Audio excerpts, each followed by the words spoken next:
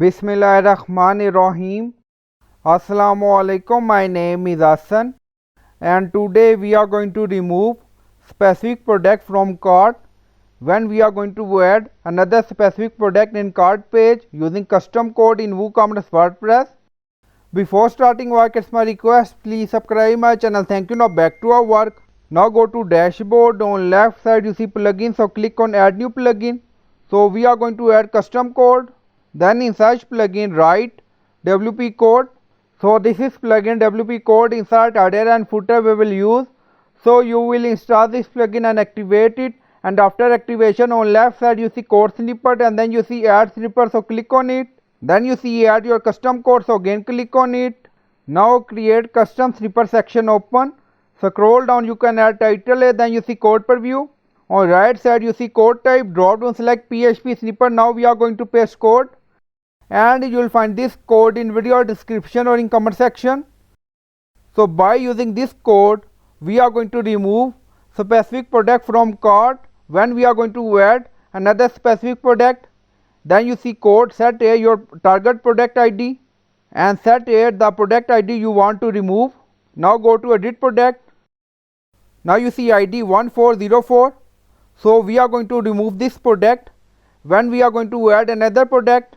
Now back to code. So we added 1404, product remove. Now go to another product. So we are going to add this product and then you see product ID 822. So when we are going to add this product, then this product will remove from cart. Now back to code. So we set product ID 822 and then we set product ID to remove 1404 and then scroll down. So this is our message. If you want you can customize this message according to your requirement. And then scroll down, you see insert method, auto insert, location, run everywhere. On top you see inactive, now active, and then click on save snippet. Now snippet created and saved. Go to shop page, refresh the page.